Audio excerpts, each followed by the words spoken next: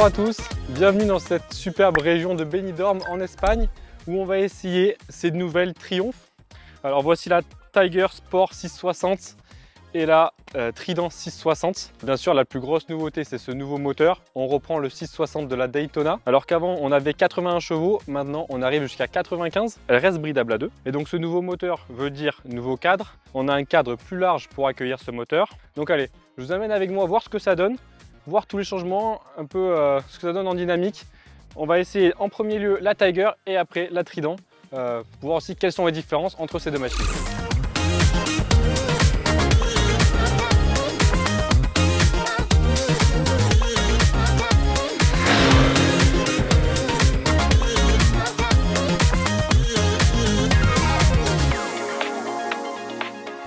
Alors à son bord c'est plutôt pas mal, on a de l'espace. C'est le même guidon que la version précédente, ça rien n'a changé. Donc on retrouve ce tableau de bord avec l'écran LCD. On peut changer la navigation et connecter donc le tableau de bord à notre téléphone pour gérer la musique et la navigation par exemple. Et alors au niveau moteur, qu'est-ce que ça vaut? Franchement c'est assez souple déjà à bas régime, en ville. Ça fait pas trop de bruit, c'est agréable. Là on est en 3, en ville. On peut faire à peu près tout. C'est souple, c'est confortable. Par contre, une fois dans les tours, passer 6000 tours, là vraiment il se révèle. On change un peu d'univers. On ressent des vibrations au niveau du guidon, au niveau des pieds. Là on est à 130, donc vitesse de croisière d'autoroute. Et on ressent quelques vibrations quand même dans les poignets et dans les pieds. Alors on a une bulle réglable manuellement, donc on peut la baisser, hop, juste comme ça, et la remonter à une main. C'est assez facile. La bulle elle est plutôt efficace. Ça arrive au-dessus du casque. Moi qui fais 1m80, ça arrive juste au-dessus du casque. La position elle est assez confortable, on n'a pas les pieds trop repliés. Par contre faut quand même pas mal jouer de la boîte, parce que là il a du mal à repartir à 4000 tours. Et il se dévoile vraiment une fois passé les 6000 tours minutes. Ah, ça envoie. Les 95 chevaux ils sont bien là. Alors donc, concernant la partie cycle, il y a pas mal de choses à dire. Savoir qu'elle n'a pas changé par rapport à l'ancienne Trident. Donc on a toujours la même fourche, le même amortisseur. Et d'ailleurs avec les mêmes problèmes, il était assez souple quand on attaque. C'est pas très rigoureux, ça pompe un peu.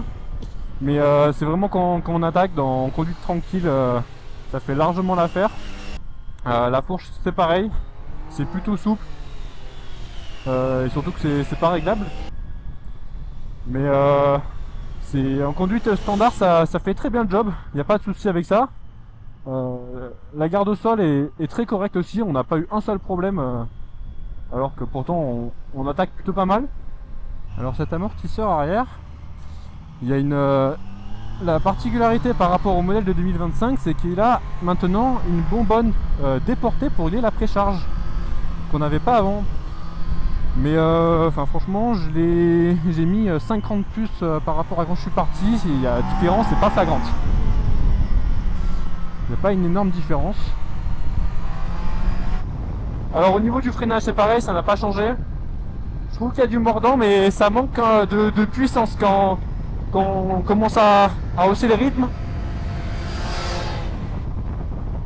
La moto freine hein, mais faut vraiment faire gaffe, surtout que l'ABS il est assez intrusif. En particulier sur le frein arrière, j'ai trouvé qu'il s'est déclenché pas mal de fois. Ça met pas en confiance à 100%. Donc voilà, donc ce freinage il met pas en confiance à 100%. L'ABS il se déclenche assez facilement. On peut voir sur les gros freinages, dès que c'est un petit peu bosselé, il va se déclencher. Pareil au niveau du frein arrière, on va encore plus le sentir. Ouais, voilà, là vous voyez un petit freinage, il s'est déclenché, on l'a senti dans le levier. Donc c'est pareil au niveau du frein arrière, il est très intrusif.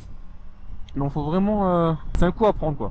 Après forcément ça va être en conduite dynamique, on va pas retrouver ce genre de problème quand on roule pépère. C'est vraiment des petits défauts minimes qui se dévoilent, mais voilà, quand on hausse le rythme. Voilà, et pour finir sur le châssis, moi j'aime beaucoup ce train avant. C'est vraiment très agile, je trouve. C'est vraiment très facile d'enrouler les virages. C'est très sympathique d'être à son guidon. C'est une moto qui est facile en fait. Au niveau du confort, j'ai vraiment rien à dire. Bon, on n'a pas beaucoup roulé, hein. On a fait 70 km, quelque chose comme ça, donc forcément on peut pas avoir déjà mal aux fesses. Mais aucun signe de fatigue au niveau des poignets, au niveau des fesses, rien. Au niveau des chevilles non plus.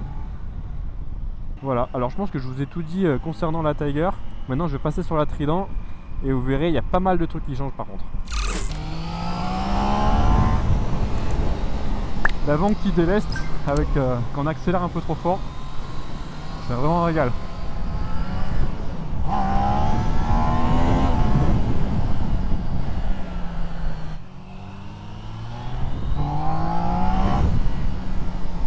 C'est vraiment une moto qui est joueuse.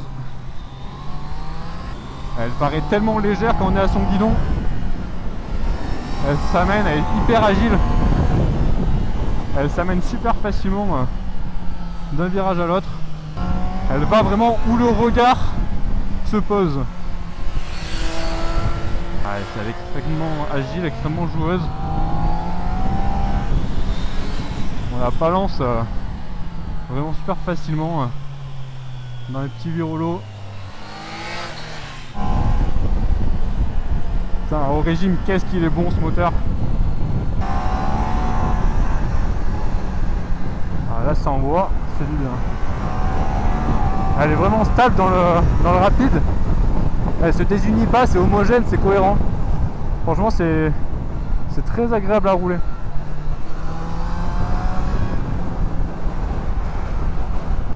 Donc bien sûr sur celle-là on retrouve pas de protection. Un petit saut devant là est disponible en option, tout comme les poignées chauffantes qu'on a aussi. Pas mal d'options disponibles que je vais vous énumérer juste après dans la partie technique.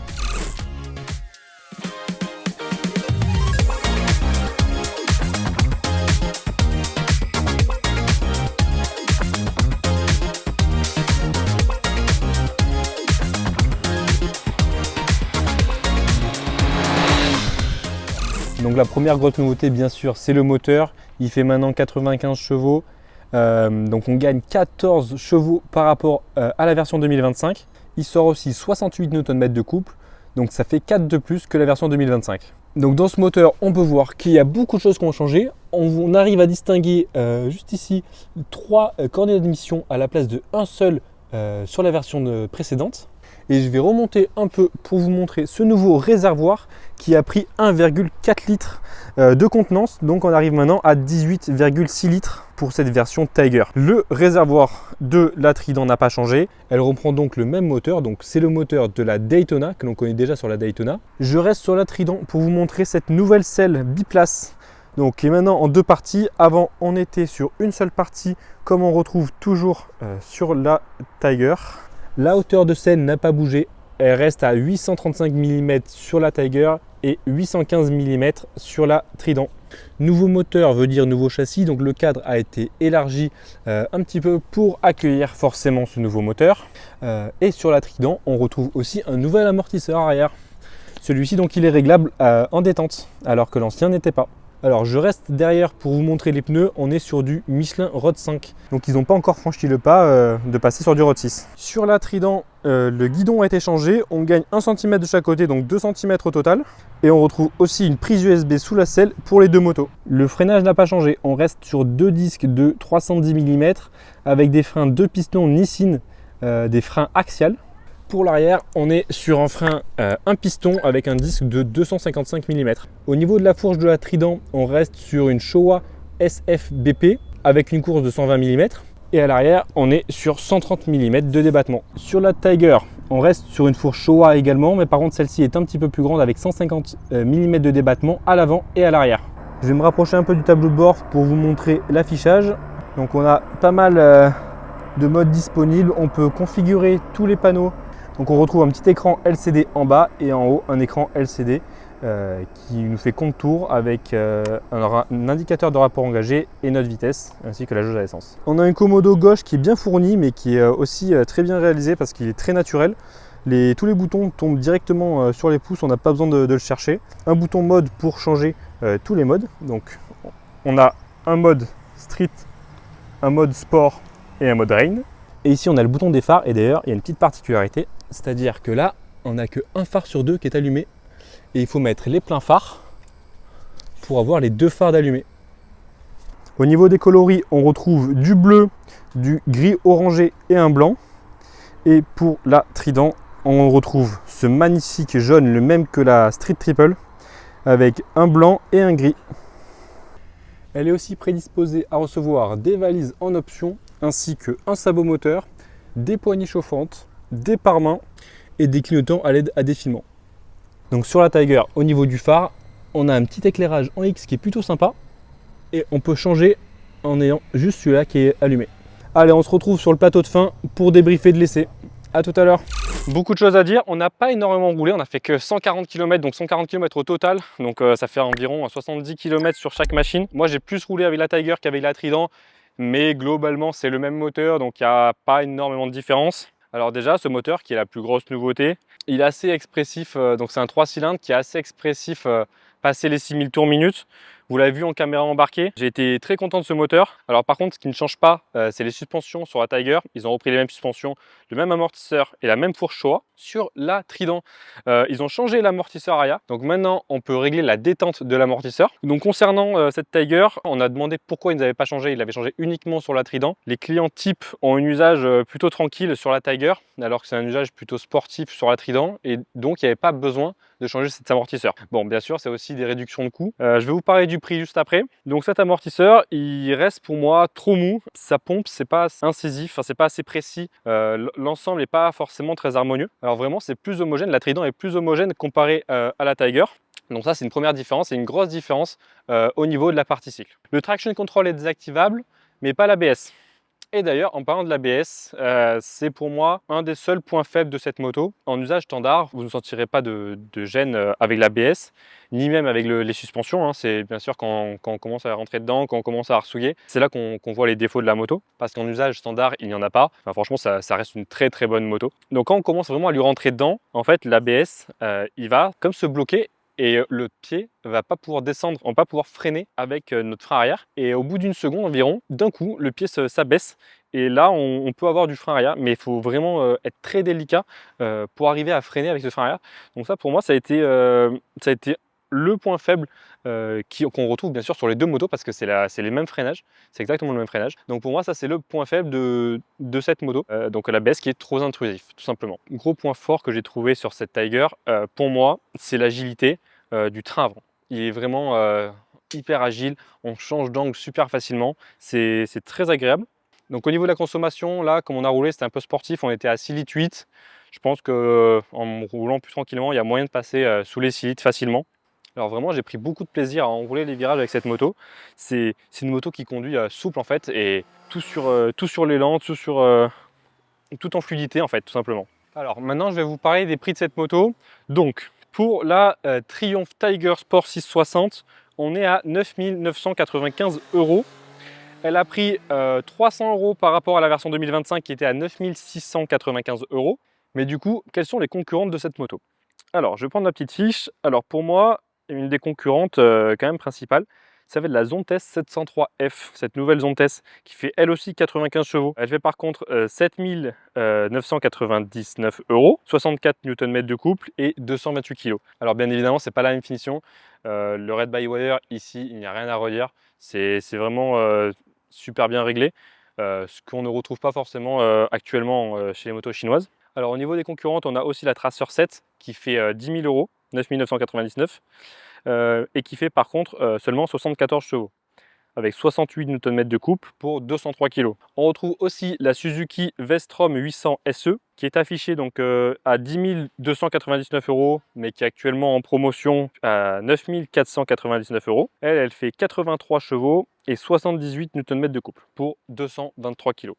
Donc celle-là, ça reste quand même une des plus chères, mais aussi une des plus puissantes par rapport à la concurrence. Et après, si on prend dans les modèles un peu plus orientés off-road, par exemple, on a la BMW F800 GS qui sort à 11 240 € pour 87 chevaux et 93 Nm de couple, ou encore la Honda 750 Transalp qui fait 10 799 € pour 92 chevaux et 75 Nm de couple. Alors concernant la Trident, elle sort maintenant à 8 695 €. C'est exactement le même prix que la version 2025. Alors malgré le nouvel amortisseur, elle n'a pas évolué en prix. On retrouve donc, comme sur la Tiger, 95 chevaux, 68 Nm de couple et, par contre 185 kg tout plein fait. Donc elle prend plus 5 kg comme la Tiger. On retrouve aussi, comme sur la Tiger, 80% du couple qui est disponible tout le temps. La courbe est quasiment plate. Alors quelles sont les concurrentes de la Trident 660? D'abord la Honda CB750 Hornet qui sort à 7 990 €, qui fait 92 chevaux, 76 Nm de couple et 192 kg.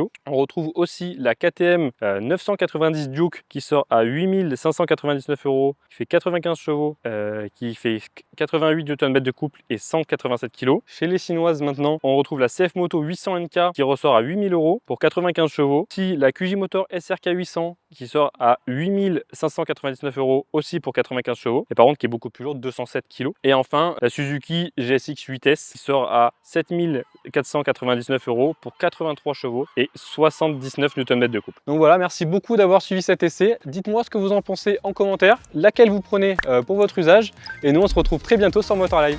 Salut!